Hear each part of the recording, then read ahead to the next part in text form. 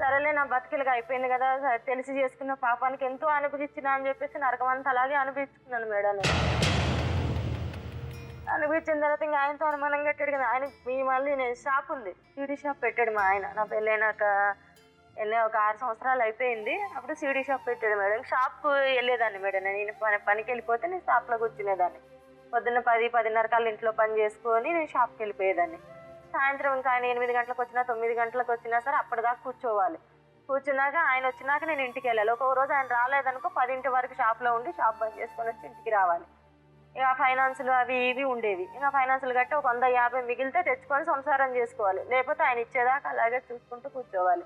మళ్ళీ ఆవిడది మళ్ళీ ఎక్కువ టార్చర్ అయిపోయింది మేడం ఈయనకి. అంటే వెళ్ళి ఆగిపోయాడు అంటే ఈయన. ఆగిపోయేటప్పటికి ఆమె ఫోన్లు చేయడం అదంతా భరించుకోలేకంట ఇంక ఈయన టెన్షన్ పడేసి మళ్ళీ ఆయన దగ్గరికి వెళ్ళిందంట. ఆవిడ దగ్గరికి వెళ్తే ఆవిడ పెద్దగా గొడవ చేసిందంట. మళ్ళీ గొడవ చేస్తే అప్పుడు వచ్చి నాకు చెప్పాడు మేడం. మామూలుగా మరి పిల్ల అప్పటికి మామూలుగా అయ్యింది, 10 సంవత్సరాల అమ్మాయి అయిపోయింది. 10 సంవత్సరాలు అయిపోతే ఇట్లా ఆడపిల్ల కదా, ఆడపిల్లకి మనం అన్యాయం చేయకూడదు కదా, ఆవిడతో నేను ఏ సంబంధం పెట్టుకోను, అసలు భార్యాభర్తల సంబంధం అనేది మాకు లేదు, అప్పుడే మొత్తం అంతా అయిపోయింది.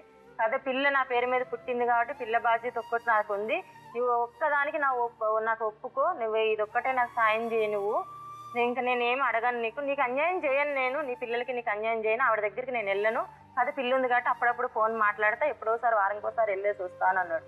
సరేలే తన జీవితంలోకి నేను వచ్చాను కదా, ఆడపిల్ల కదా, ఆడపిల్ల ఉసిరి నేను ఎందుకు పోసుకోవాలి, సరేలే వెళ్ళి చూసి వస్తుండు అని చెప్పానని చెప్పేసి మేడం 2 రోజులు 3 రోజులు ఉండిపోయేవాడు మేడం. మళ్ళీ నాకు బాధ అనిపించింది. నువ్వు చెప్పేది ఒకలాగా చేస్తావు ఒకలాగా, ఇలా అబద్ధాలు చెప్పి నువ్వు ఎన్ని రోజులు సంసారం చేస్తావు, వద్దు నాకు ఇలా చేయొద్దు, నాకు ఏదో ఒకటి తేల్చేస్తే నాకు భరించే ఓపిక నాకు ఉండట్లేదు, నేను వెళ్ళిపోతాను, నాకే తేల్చేస్తే అన్న. లేదు ఆవిడని పిలిపిస్తాను, నువ్వు అందరూ కలిసి ఒక దగ్గర కూర్చొని మాట్లాడదాం అన్నాడు. సరే పిలిపించు అన్నాను. పిలిపించాడు మేడం. ఆవిడని పిలిపించిన తర్వాత ఇక ఆమె చెప్పేది ఆమె చెప్పింది, పెద్ద మనుషుల్లో ఆవిడ చెప్పాల్సింది ఆమె చెప్పింది, నేను చెప్పాల్సింది నేను చెప్పాను.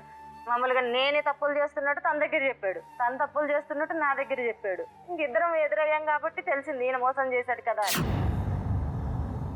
మరి ఏం చేసామంటే ఉన్న పెద్దోళ్ళు ఏమన్నారు, నీకు ఒక కూతురు ఉందమ్మా, నీకు 2 కొడుకులు ఉన్నారమ్మా, ఇప్పుడు ఎటు పోయి ఎటు వచ్చిన పిల్లలకు అన్యాయం అయిపోతుంది, ఎలాగోలాగా కాలం గడిచిపోయినట్టు ఉండొచ్చు కదా సర్దుకొని అంటే, నేను సరేలే ఆయన పెంచేటాయన ఆయన అయితే నాకెందుకు కష్టం, సరేలే ఉండమని అయితే నేను వెనకొచ్చిందని కదా, నేను వెళ్తానన్నా నన్ను వెళ్ళనియట్లేదు అని చెప్పి నేను చెప్పాను. సరే అని ఒప్పుకున్నాడు మేడం. ఒప్పుకున్నాక పక్క గడిలో కొంచెం దూరంలో రూమ్ తీసి ఆవిడని పెట్టి ఇక్కడ కిరాయి కట్టడం అక్కడ కిరాయి కట్టడం. కిరాయి ఎప్పుడు ఇంటి రెంట్ అడిగితే మేడం గొడవే మేడం మా ఇద్దరికి.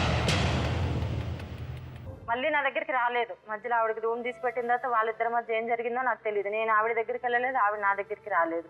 రాకంటే వాళ్ళిద్దరి మధ్య ఏం జరిగిందో నాకు తెలియదు. ఆవిడ మళ్ళీ వెళ్ళిపోయింది మేడం 3 నెలల తర్వాత. వెళ్ళిపోయిన తర్వాత కూడా వెళ్ళిపోయిన 2వ రోజు 3వ రోజు చెప్పాడు నన్ను మా ఆయన. మామూలుగా ఆమె గొడవ పెట్టుకొని వెళ్ళిపోయింది, ఆమె ఉండే మనిషి కాదు, ఆమెకు చాలా మందితో సంబంధాలు ఉన్నాయి, అందుకే ఆమె ఒక దగ్గర నిలబడదు, నువ్వేమో నన్ను నమ్మవు, ఆవిడ వెళ్ళిపోయింది. ఇంకా పిల్లతో కూడా ఎప్పుడో పెళ్ళికి కానీ నేను ఇంకా పిల్లని కూడా నేను పట్టించుకోను, పెళ్ళికి ఒకవేళ తండ్రిగా నిలబడే స్థానం వచ్చినప్పుడు నేను వెళ్ళి నిలబడతాను, అప్పటిదాకా మళ్ళీ నేను ఆట వైపు వెళ్ళను, వాళ్ళ ముఖాలు చూడను అని చెప్పాడు మేడం. నువ్వు ఇంకేమన్నా చెప్పాలా? ఇంకేమన్నా అబద్ధం చెప్పాలనుకుంటే చెప్పేయి, నేను చూడాలనుకుంటున్నాను నన్ను మోసం చేయడానికి నువ్వు ఎంత నీచానికి దిగజారగలవు అని.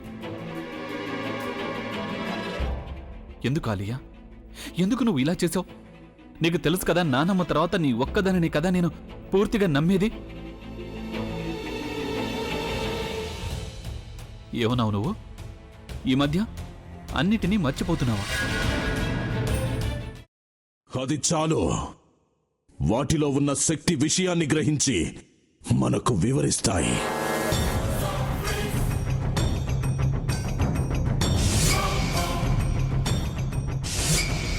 ఎవరు ఆ దండ విప్పొద్దు, గది తలుపులు తెరవద్దు.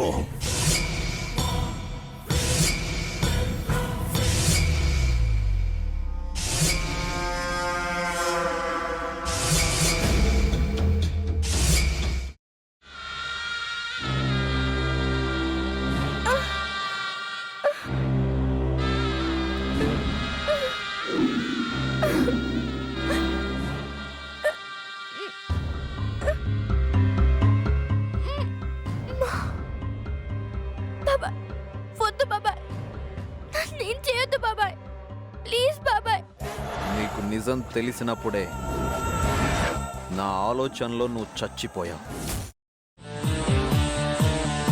అబ్బా ప్లీజ్ కొంచెం తినండి ప్లీజ్. భీమారావు గారు మీరా? ఇగో మీరా కాదు సక్కుబాయ్. అవును, మీ పనామే లేచిపోయిందని చెప్పి కంప్లైంట్ ఇచ్చినావు కదా. రేయ్, ఆయన కంప్లైంట్ ఇచ్చింది లేచిపోయిందని కాదు, కనిపించడం లేదు అని. అచ్చా, అట్లానా? సరే మేడం. ఇడియట్. ఆ వంట మనిషి పేరేంటన్నారు? రత్తాలు మేడం. ఏం పెద్ద మంచి, నీ వంట మంచిని కూడా మేడం అని పిలుస్తావా? రేయ్ హాఫ్ బ్రెయిన్,